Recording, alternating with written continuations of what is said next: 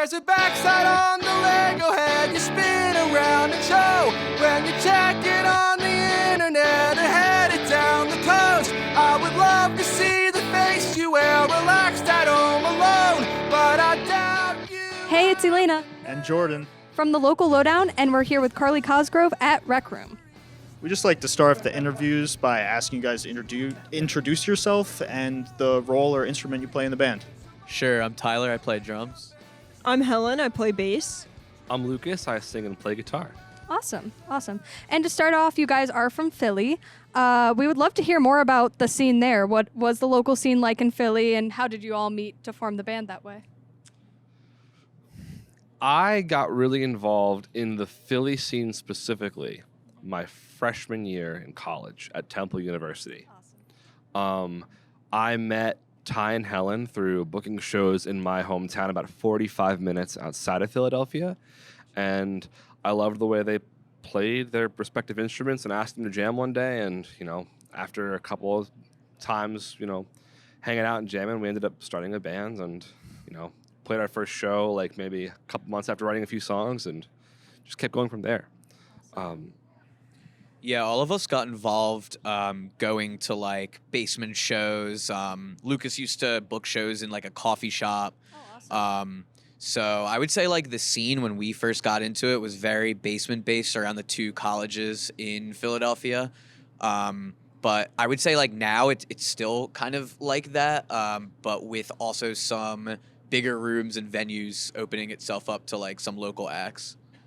Nice. Awesome. And I believe I saw it on the tour poster, but the Philly show is sold out for this tour. How do you guys feel about that? It's sick. Yeah. We love playing our hometown. Mm-hmm. So it was cool to see that sell out pretty early. I think our last 3 shows in Philly have been sellouts, so it's very cool. Congrats on that. Yeah, very cool. Yeah, we out here. Well, I wanted to talk about your guys' most recent full-length release, See You in Chemistry. I keep wanting to say See You in Chemistry Class, but it's just in chemistry. But that was released 2022, so you guys are a couple years removed from that. What's it like looking back on it now? We've learned a ton. Yeah. I would say, well, I'll let you in on a little secret. We have new music coming. Awesome. And it is very interesting to listen back to that release and then listen to the new stuff we've written. Okay. Just to see like how much further we've come as a band. And I think it's cool to see the foundation we set for ourselves musically and how we've just kind of like evolved into like a Pokemon evolution of that. Just like a bigger, more what intricate, stage? We're in more the third deep. stage, the second stage? Well, it's the second LP, so I think we're in the second stage. Okay. So we'll see. I don't know what comes Charmander next. level. We're not ready for what comes next. Wait, no, The thing Charmander's about first. doing this is you don't know what you don't know. And I feel like every album cycle, every tour is like you start out not knowing what you don't know, and then you learn that you don't know things, and then at the end of that you know things, Okay. and then rinse, repeat. Yeah, there's always more things. There's always a new... I think one of the cool things about making art and also performing is like there's always a kind of like a new level in the proverbial skill tree that you may not have known existed if it means,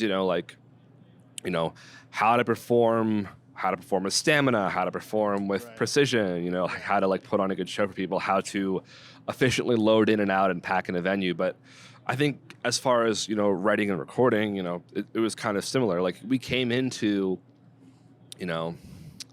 that record in a very different headspace than we are now. I think it was a lot more of, not knowing what you don't know. And so it is cool to see and look back at that record as a snapshot of not so much the finished record, but the process of making it in like the 2 years or so that it took to write those songs and record those songs, and then the subsequent 2 years that it took to perform those songs. Yeah. Well, I want to switch over to some of your track titles. A lot of them are references to Yeah, various sure. Nickelodeon shows. Is it kind of a random choice that you guys pick it, or is it very intentional? How did that all come about? Yeah, so a lot of people don't know this, but it's actually like extremely intentional. While some of them like are silly, they actually, I would say almost all of them tie into a greater meaning like in the song. An easy example would be our song like Really Big Shrimp. A lot of that song is about kind of like the fears going into like something like a record label, working in like a music industry when, prior you were just like a local band playing, basement shows and doing it yourself. So the tie with Really Big Shrimp was in Drake and Josh in an episode. Josh is Drake's manager and they get a record deal. And I guess, dude from the label comes back with the contract and Josh is like, yeah, I'm going to read it over. But they bring out this tray of really big shrimp to not get him to read it, to distract Gotcha. Yep. him. So that's why we called it Really Big Shrimp. So, yeah. Nice. Interesting. Is it mainly like the references are generally from that era of Nickelodeon or mainly Nickelodeon, anything like that? So far, it's only 2 Nickelodeon shows, and those shows are Drake and Josh and iCarly, for the purpose of spiting the series creator Dan Schneider. Right. Yes, I do remember seeing that in your bios and everything like that. Well, on the topic of Really Big Shrimp and record labels, you guys are on Wax Bodega. Oh, yeah. You're on the tour right now. What's it like working with them? How long have you been working with them? We signed to them before the release of See You in Chem, so I guess at this point we're going on like 2 years working with them. They've been good. I mean, at the end of the day, like record labels is like a scary thing for a lot of young bands. And I do believe that Wax Bodega did make it easy for us, as like the first record label, you do. It's artist friendly deals. They're real people. So I would say it's been mostly good. Another cool thing about Wax is they're 2 people who kind of spearhead it, were a big part of, creating a lot of the culture in music that I grew up with. Yeah.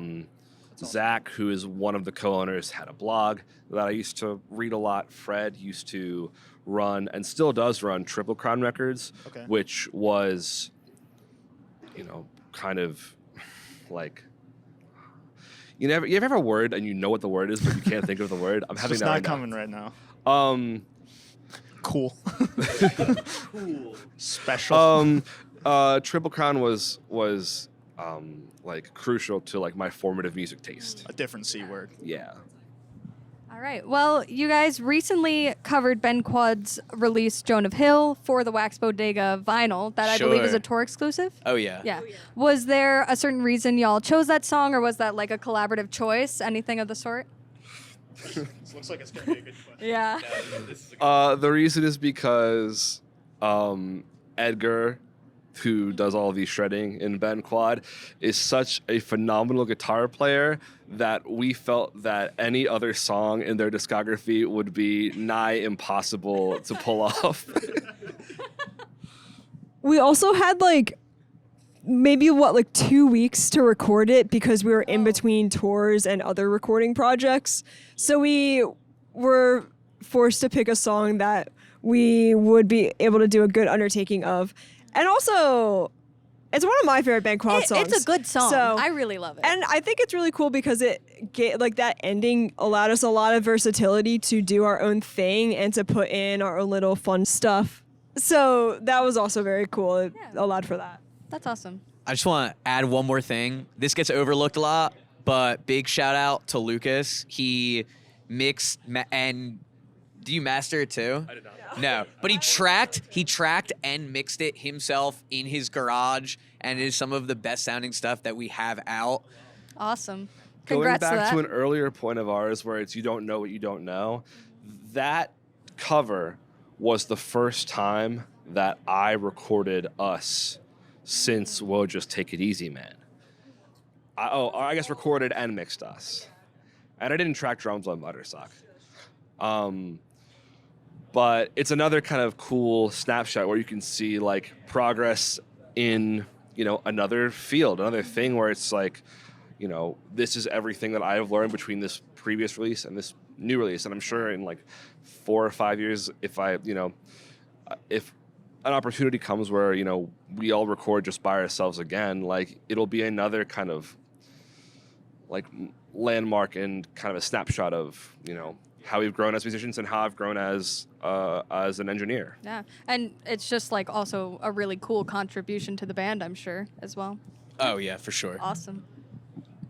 Well, you guys are on tour right now. Is there any specific locations you guys are hitting on this tour that you haven't hit before that you're excited about, or just ones you're excited about in general? Tons, dude. So That's cool. great. One of the cool things about this tour is that Arm's Length are Canadian.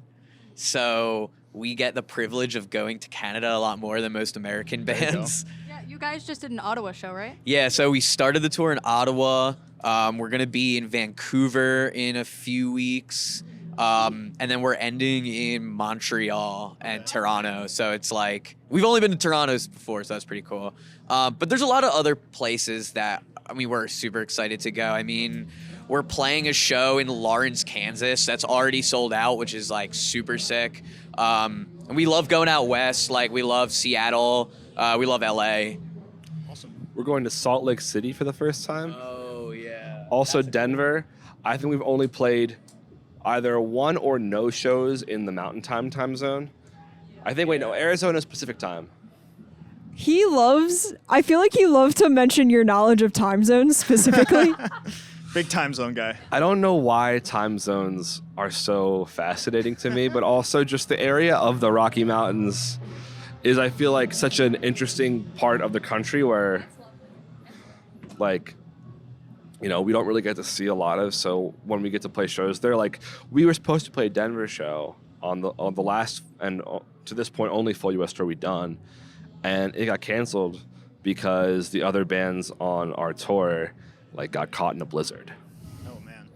So Rough. it'll feel like making up for lost time to finally get to play Denver, Yeah. to play Salt Lake.